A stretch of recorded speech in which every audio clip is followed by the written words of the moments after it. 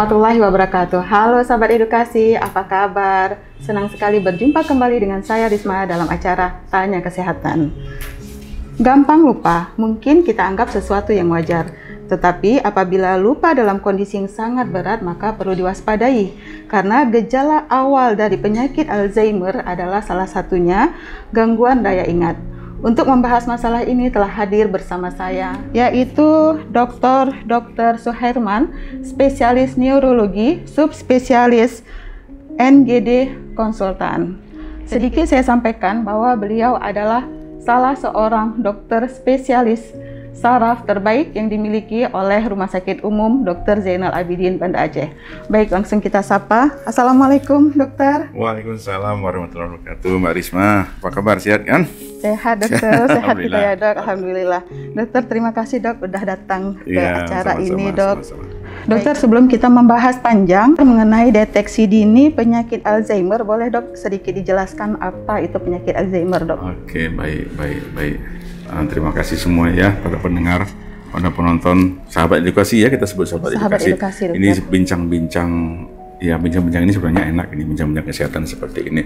Oke, tadi ada pertanyaan dari Mbak Risma, apa sih Alzheimer gitu ya. Gini, Alzheimer mungkin kalau kita mendengar kata Alzheimer agak sedikit asing sama kita. Terus kemudian kalau kita mendengar kata demensia mungkin sedikit asing. Tapi kalau mendengar kata pikun, nah pikun, ayo pikun. Nah, Alzheimer atau demensia dalam bahasa Indonesia kita sudah masukkan ke dalam kepikunan. Dalam yang mudah diingat adalah kepikunan, atau nama lain kepikunan. Kepikunan itu demensia merupakan satu kepikunan. Jadi kalau bilang kepikunan artinya suatu penyakit pikun yang muncul pada sebelum masanya gitu ya. Memang pada kita begitu usia berlanjut bertambah tua, kemudian bertambah juga maka bertambah usia, kemudian maka banyak hal-hal yang terjadi. Salah satunya ya gerak sudah mulai lambat, kemudian keputusan sudah mulai agak lambat, terus kemudian tidak tanggap lagi, kemudian otot-otot sudah mulai lemas dan jalannya juga sudah tidak kuat lagi, dan itu namanya suatu proses penuaan normal. Itu proses penuaan normal ya. Pada usia 70 tahun dibandingkan dengan usia 40 tahun pasti beda ya, ada mulai kelincahan, cara berpikir, cara ngomong dan sebagainya. Itu namanya ya penuaan normal. Tapi ada yang namanya suatu demensia atau kepikunan tadi, yaitu suatu proses penurunan intelektual atau penurunan daripada kemampuan kita baik memori dan sebagainya secara progresif terus menerus menurun dan makin jelek. Sementara itu adalah satu kondisi yang bukan penuaan normal gitu. Jadi kalau seandainya usia 55 atau 60 tahun kok sudah terjadi seperti ini ya, misalnya kok sudah mulai lupa ya, saya sedikit lupa, kemudian lupa, tapi yang progresifnya cepat. Kalau misalnya perubahan normal kan dia berjalan seperti biasa sampai usia 70, 80, tapi kalau pada demensia ini begitu 55 tahun, 60 tahun kita menderita bahwa sudah mulai gejala, maka cepat dia dropnya. Dalam waktu hitungan tahun maka menjadi drop. Usia tambah 3 tahun, belum sampai 3 tahun sudah mulai drop, yang tadinya hanya lupa sedikit, kemudian sampai lupa betul-betul lupa, bahkan lupa siapa diri kita, kemudian lupa tetangga, saudara, kemudian bahkan rumah sendiri kita lupa kadang-kadang, bahwa jalan dan tidak bisa pulang. Nah, itu salah satu penyakit kepikunan. Jadi kepikunan beda dengan usia dengan penuaan normal, yaitu di mana pada kepikunan atau Alzheimer ini atau demensia nama lainnya, inilah suatu proses di mana terjadi proses penurunan daripada intelektual yang cepat gitu ya, progresif dan cepat gitu. Jadi kalau pada orang tua normal ya kan usianya ya jelas ya pasti seperti saya bilang tadi tidak bisa dibandingkan dengan usia 40, pasti dia akan mengalami kelambatan, tapi masih dalam kondisi normal gitu ya. Normalnya masih normal dalam usianya. Usia 75 tahun pastilah tidak sama dengan usia 45 tahun, baik dalam kecekatan, baik dalam berpikir, cara memutuskan masalah dan sebagainya. Itu mungkin sebagai pengantar bahwa mungkin kalau Alzheimer orang agak sedikit asing, demensia juga masih asing, tapi begitu bilang pikun, nah kita pikun itu yang kita tahu. Oh ya pikun. Nah pikun itu salah satu demensia. Salah satu bentuk demensia adalah Alzheimer. Oke, dokter. Berarti lupa, pikun, demensia, Alzheimer itu berbeda ya, dokter ya? Gini, kepikunan adalah suatu nama lain daripada demensia. Kalau mudahnya gitu ya dalam bahasa Indonesia, kepikunan atau pikun adalah demensia. Itu adalah nama lain daripada demensia. Jadi kalau orang mengatakan demensia, mungkin orang nggak tahu apa sih demensia itu, tapi kalau dibilang pikun, tahu orang pikun. Nah, jadi kepikunan atau pikun itu adalah salah satu, itu adalah nama lain daripada demensia. Nah, sementara demensia ini banyak penyebabnya, banyak bagiannya, dan salah satu demensia yang terbanyak adalah demensia Alzheimer. Jadi Alzheimer itu merupakan salah satu penyakit yang terbanyak daripada demensia. Satu jenis demensia yang paling banyak adalah demensia Alzheimer. Ya. Gitu. Baik, dokter. Oke. Ya. Penyebab dari Alzheimer itu sendiri apa, dok? Iya, mungkin gini, kalau kita sebelum pada Alzheimer, fokusnya coba kita apa sih penyebab daripada demensia secara umum gitu ya. Penyebab demensia secara umum itu banyak, dari mulai Alzheimer yang pertama, terus kemudian yang kedua adalah cerebrovaskular, baik itu stroke, dan kemudian atau boleh stroke iskemik, stroke perdarahan dan sebagainya, kemudian metabolik, obat-obatan, terus kemudian jangan lupa tumor juga bisa menyebabkan demensia, infeksi pada otak bisa menyebabkan demensia, terus kemudian juga ada trauma kepala juga bisa menyebabkan demensia. Itu salah satu faktor risiko daripada penyebab demensia. Nah, kalau demensia Alzheimer sendiri apa penyebabnya gitu kan? Demensia Alzheimer itu suatu kondisi di mana terjadi suatu pengecilan organ otak. Ya, otak kita seharusnya pada usia tertentu, misalnya usia 65 ya ada pengecilan sedikit tapi tidaklah ekstrim gitu ya. Tapi kalau pada Alzheimer terjadi suatu pengecilan otak yang luar biasa. Jadi bagian-bagian kalau kita foto scanning atau MRI nampak suatu pengecilan otak yang luar biasa. Jadi komponen-komponen otak yang rusak itu cukup besar dan itu menyebabkan satu gangguan yang tadi itu hilang memori, penurunan memori, kemudian jalan nggak mau pulang, kemudian gangguan ini juga mood, kadang-kadang marah, kadang-kadang senyum, kadang-kadang ketawa, kadang-kadang bisa banting-banting kursi dan sebagainya. Terus kemudian curiga, seolah-olah kita mau diracun, malah kadang-kadang ini kok saya udah dikasih obat apa ini mau diracun saya. Nah, itu demensia. Itu gangguan yang bisa muncul pada Alzheimer gitu. Jadi Alzheimer itu banyak poin yang bisa muncul, tetapi gangguan yang utama adalah pengecilan daripada organ otaknya. Kalau ditanya kenapa sih pengecilan organ otaknya ini, ya itu bisa dari bawaan, memang dia seperti itu, daripada genetiknya, bisa juga dari faktor penyebab yang lain tadi itu. Ya, faktor penyebab yang lain juga. Salah satu bahwa kita tahu bahwa hipertensi, DM juga bisa menyebabkan satu faktor risiko itu. Stroke juga bisa langsung menyebabkan Alzheimer dan kemudian bisa menyebabkan gangguan yang lain. Oke, demikian. Oh ya, baik dokter, menarik sekali. Dokter, kalau usia itu biasa berkisaran di usia berapa, dokter? Dan selanjutnya jenis kelamin, apakah wanita lebih banyak mengidap penyakit Alzheimer dibandingkan dengan pria, dokter?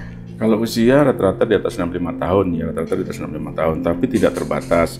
Yang di atas sudah 65 tahun, bisa di bawah 65 tahun sudah mulai muncul gejala itu. Memang kalau yang kita lihat secara kebanyakan, secara statistiknya, usia di atas 65 tahun udah mulailah itu gangguan Alzheimer-nya, udah mulai muncul Alzheimer-nya.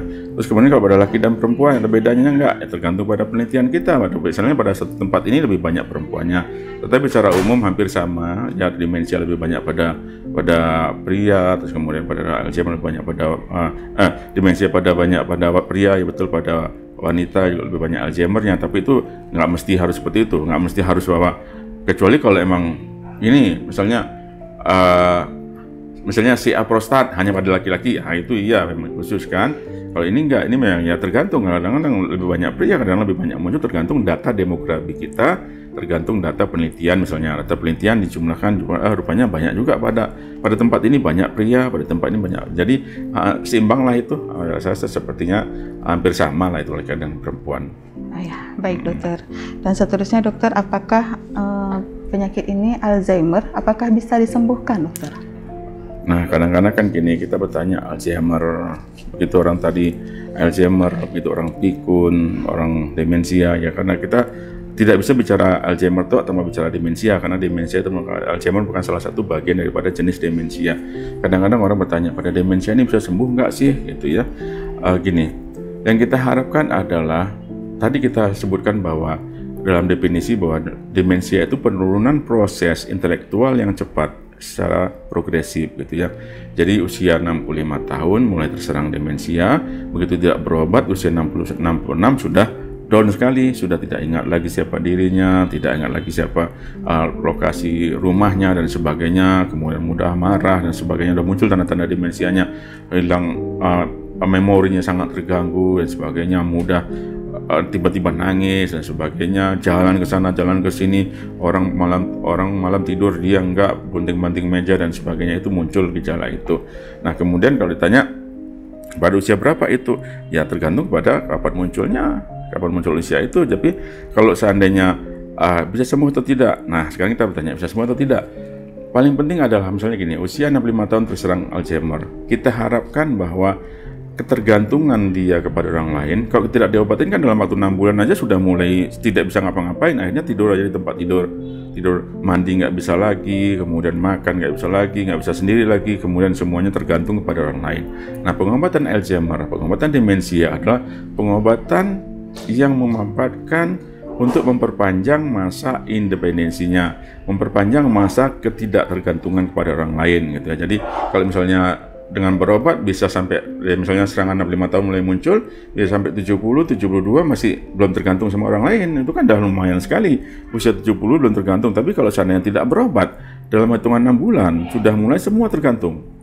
Makan nggak bisa makan sendiri, pakaian nggak bisa pakaian sendiri, mandi nggak bisa mandi sendiri, terus kemudian toileting juga nggak bisa, itu kan tergantung sekali sama orang. Nah itu yang kita obati. Maksudnya dengan pengobatan Alzheimer maka ketergantungan kepada orang lain itu akan menjadi lebih ketidaktergantungan kepada orang lain menjadi lebih panjang. Jadi bisa pada usia 70 tahun masih bisa sendiri, masih bisa sholat sendiri, masih bisa ambil wudhu sendiri dan sebagainya. Jadi kalau tidak disembuhkan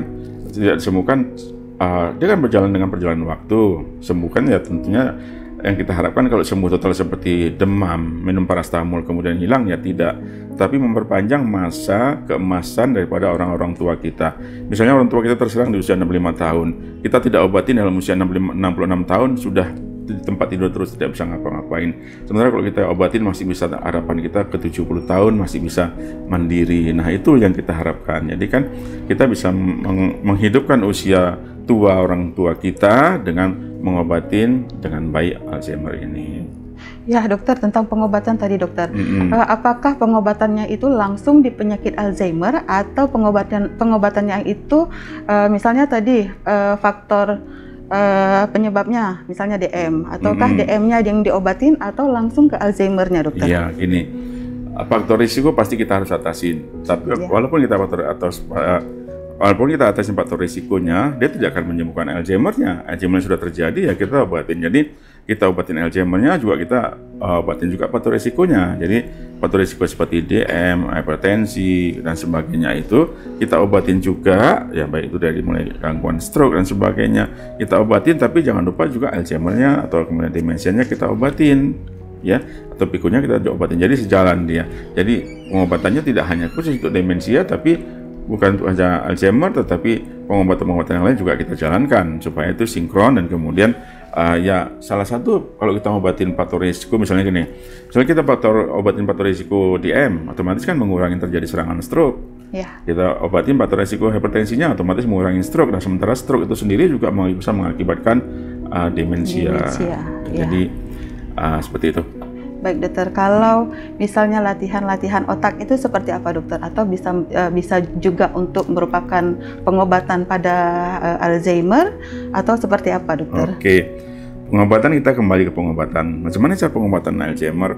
Kita tetap setiap pengobatan apapun ada dua kriteria. Yang pertama adalah yang farmakologi atau non farmakologi. Yang pertama ya non farmakologi, yang kedua adalah farmakologi. Yang non farmakologi pada Alzheimer ini semua kegiatan-kegiatan yang bersifat sosial, kemudian bersifat berjumpa dengan orang lain, bertemu, bertatap muka, bersilaturahmi, dan kemudian apapun hal yang bisa memacu daya ingatnya kembali, apapun suatu kondisi yang bisa menyebabkan dia bergerak, diet juga bagus, kemudian juga olahraga 30 menit dalam satu hari, jalan kaki aja, itu juga membantu menaikkan nilai skor. Kalau kita periksa skornya akan naik pada Alzheimer, maka itu juga harus kita kerjakan. Selain itu juga kita kerjakan dengan obat-obatan. Nah, obat-obatnya memang khusus untuk Alzheimer ini sedunia sama obatnya. Sedunia ini sama. Kalau ditanya masa di Jalan Abidin ini obatnya, jangankan obat ini, Presiden Amerika yang Alzheimer juga obatnya itu.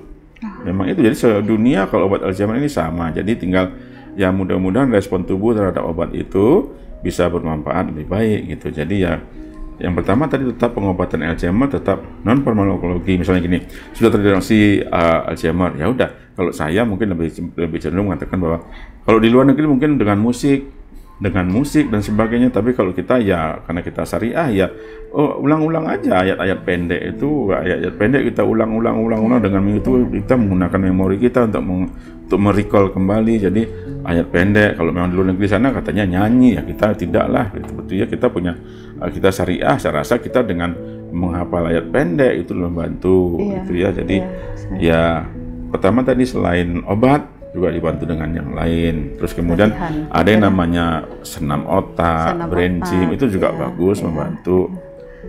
Istilahnya jangan biarkan otak tidak berfungsi, jangan biarkan otak tidak bekerja. Itu akan memperparah demensianya atau memperparah Alzheimer-nya. Tapi kalau seandainya otaknya terus dilatih untuk digunakan terus, maka mudah-mudahan obat-obatan yang kita berikan juga mempunyai suatu hubungan yang baik dengan farmakologinya gitu. Ya, langsung dokter, ini ke inti masalahnya dokter.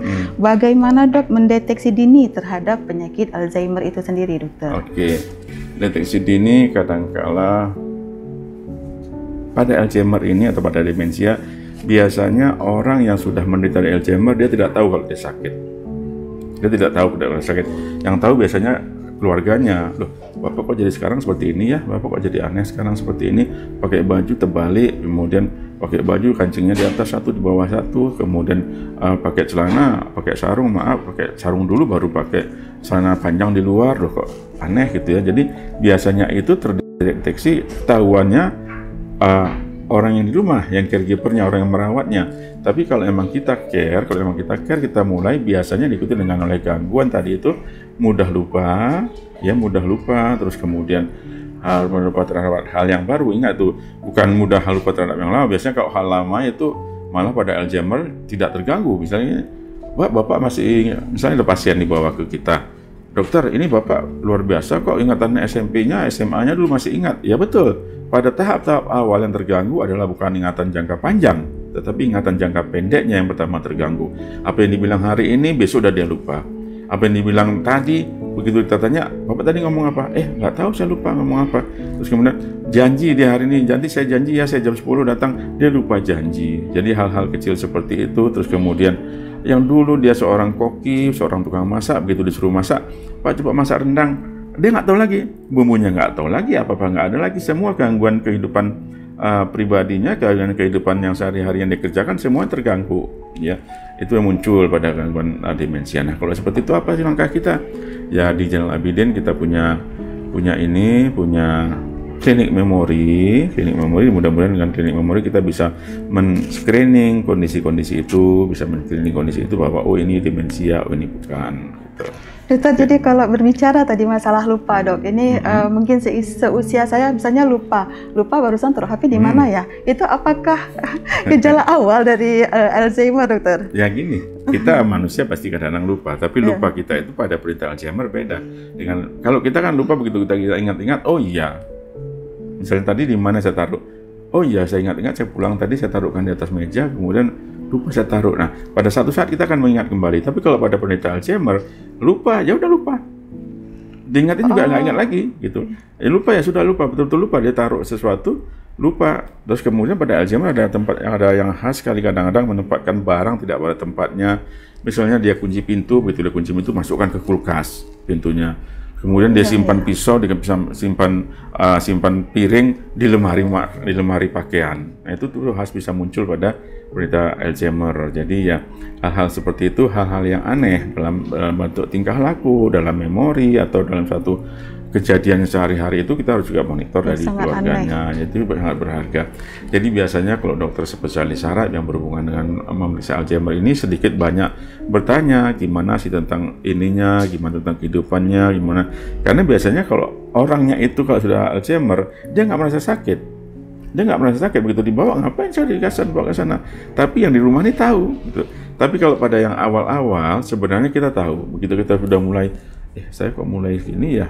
Saya kok sudah mulai agak lain nih nampaknya, kok mudah banyak kali lupa, terus kemudian kegiatan saya juga sudah mulai lambat dan sebagainya. Kalau seperti itu, coba kita screening, boleh kita screening, bisa kita screening di Zainul Abidin, di Polisarap, di klinik memori kita punya screening. Dan sekarang ini kita pegang pasien demensia ratusan orang, ya mudah-mudahan kita bisa masuk dalam satu itu, masuk kita bisa screening, begitu kita tahu. Dan alhamdulillah kita punya obatnya di Zainul Abidin gitu ya. Yang satu-satunya di Aceh ini obatnya cuma di Zainul Abidin, memang sampai sekarang masih di sini gitu ya, karena memang di sini ahlinya ya saya dan Dokter Ika yang tentang neurobehavior ini. Dan jadi masih ada di Zainul Abidin. Di obat yang lain, obat itu belum ada di tempat yang lain. Jadi apa boleh buat, memang kita sementara ini ya masih di sini, tapi itu kita punya obatnya. Dan alhamdulillah obat itu sebenarnya harganya mahal kalau kita hitung, tapi alhamdulillah digratiskan dari BPJS dan rumah sakit. Ya, baik dokter, tentang screening kita ada memori klinik memori ya dokter ya. Betul. Berarti di situ nanti ada form screening atau ditambah lagi ada pemeriksaan penunjang lainnya dokter, misalnya pemeriksaan darah atau MRI atau seperti apa dokter? Pertama yang paling penting adalah pada penyakit demensia ini klinisnya. Jadi kita kebanyakan nanti bertanya dulu, kemudian bertanya ini itu, tanya semua dari mulai riwayat penyakitnya, riwayat keluarganya, riwayat makan obatnya, riwayat ada nggak gejala jiwanya dulu waktu kecilnya, ada nggak riwayat kejangnya dulu waktu zaman kecilnya, ada nggak riwayat semua. Jadi semua riwayat kita tanyakan itu. Terus kemudian juga di situ alat bantu ya kita pasti ada. Yang pertama selain setelah bertanya itu kita punya alat form itu namanya MMSE dan Mokaina. Kita punya dua form di ZA itu yang bisa kita lihat bahwa dengan hasil ini hasil maksimalnya 30 gitu, kita lihat ini kok 17, ini berarti ada gangguan di sini. Oh ini kok 22, ini berarti ada gangguan di sini. Begitu, itu formnya itu ada, form screening itu ada. Dan biasanya kalau kita udah jumpai, maka kita tegakkan itu diagnosa Alzheimer itu dengan itu gitu. Dengan tanya jawab tadi, dengan klinis dan juga dengan POM itu. Jadi begitu kita udah tegakkan itu diagnosanya, terus kemudian baru kita cari, mungkin kalau mau lihat seberapa parah si ininya, atrofinya atau pengecilan otaknya, bisa dengan MRI, bisa dengan CT scan. Jadi MRI dan CT scan laboratorium itu membantu, tetapi yang paling utama adalah klinisnya. Makanya biasanya kami akan lebih tanya, akan cerewet tuh, macam mana cerewetnya, tanya semua, ditanya.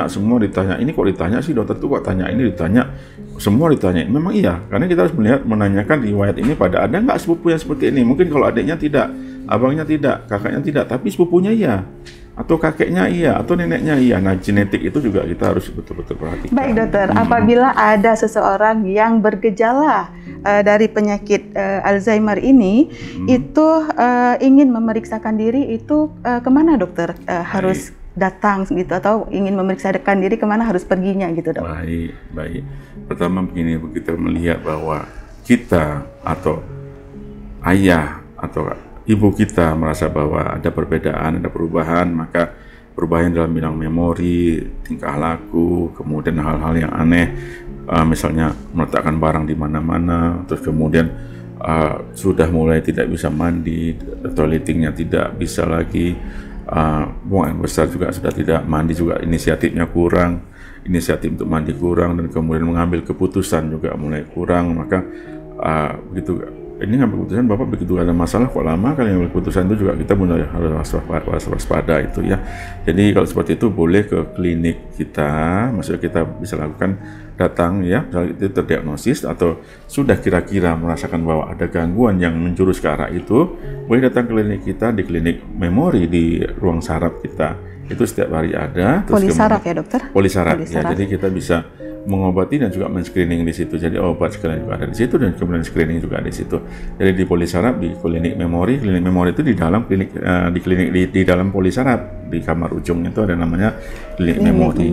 Nah, di klinik memori lah kita pergi itu menunjukkan bahwa ada nggak sih gangguan Alzheimer saya, ada nggak sih gangguan demensia saya kok sepertinya sudah mulai ini, atau ada nggak gangguan Alzheimer sama ibu saya, dok, ada nggak gangguan Alzheimer pada ayah saya, kok saya jumpain seperti ini, mudah lupa, mudah marah, mudah emosinya labil, terus kemudian curiga, waham itu curiga terus, kemudian ya tidak kenal lagi dengan kami, tidur pada siang hari tidur, malam hari nggak tidur, malam hari ribut, mukul-mukul meja dan sebagainya. Ya kalau seperti itu boleh langsung datang ke Poliklinik Memori dan mudah-mudahan kita bisa mendiagnosisnya, dan kalau kita mendiagnosis bisa kita kasihkan treatmentnya.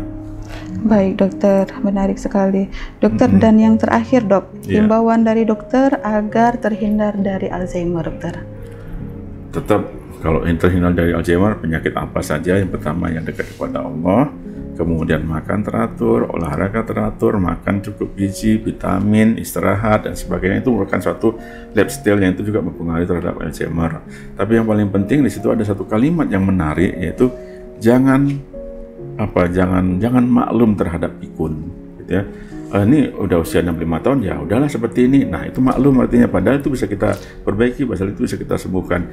Jadi ada suatu kalimat yang menarik, jangan maklum terhadap pikun. Jadi begitu kita rasa ini usia bapak udah 60, ya udahlah seperti ini, terus kemudian dimaklumin aja lah gitu. Tidak.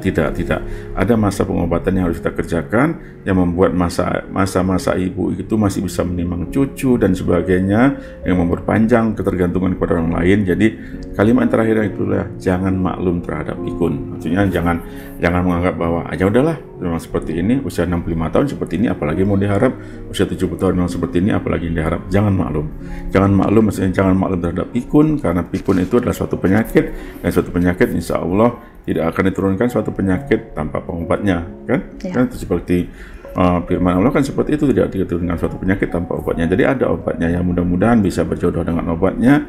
Jadi kalimat yang terbaik adalah jangan maklum terhadap pikun. Baik dokter, kalau dari segi makanan dokter? Makanan yang bagus ya, itu pasti yang bervariasi. Ya jangan makanan kadang-kadang kan kalau maaf ya, mungkin kalau di Banda Aceh ini makan satu lauk dengan nasi satu piring dengan ikan satu potong, itu kan ya itu sebenarnya kita tahu sih itu tidak sehat. Makanan sehat itu yang bervariasi, yang di situ ada karbohidratnya, ada proteinnya, ada sayurnya, ada seratnya, ada buahnya. Nah jadi makan seperti itu. Jadi ya kembali pasti kita tahu sih makanan yang sehat itu adalah makanan yang bervariasi, buah-buahannya ada, sayurnya ada, ikannya perbanyakin, terus kemudian daging-daging merah itu mulai kurangin, walaupun tidak pantang tapi kurangin, terus kemudian ya sayur banyakin gitu ya. Buah-buahan dokter yang berserat ya dok ya. Pasti. Jadi ya sebenarnya ya bersama dengan suatu penyakit yang lain juga itu juga menghambat satu perkembangannya. Jadi pola hidup sehat gitu dokter. Pasti pola hidup sehat dekat dengan agama, dan kemudian diet, dan kemudian olahraga. Ya. Oke. Baik dokter, terima kasih dokter. Iya. Oke. Sahabat edukasi, penting menyadari penyakit ini dari awal agar bisa dicegah atau perkembangannya bisa diperlambat. Dan apabila sahabat edukasi mengalami gejala awal, langsung sahabat edukasi dapat memeriksakan diri ke Polisaraf Rumah Sakit Umum Dr. Zainal Abidin. Demikian bincang-bincang kita pada hari ini. Terima kasih kepada sahabat edukasi yang telah menonton acara kami, dan terima kasih kepada Dr. Suherman dok atas ilmunya. Semoga bermanfaat dokter. Baik, dukung terus acara kami dengan subscribe, like, dan share di channel YouTube kami, yaitu PKDS RSUD ZA. Oke. Saya sebagai host dan Dr. Suherman sebagai narasumber undur diri. Salam sehat, salam edukasi. Assalamualaikum warahmatullahi wabarakatuh.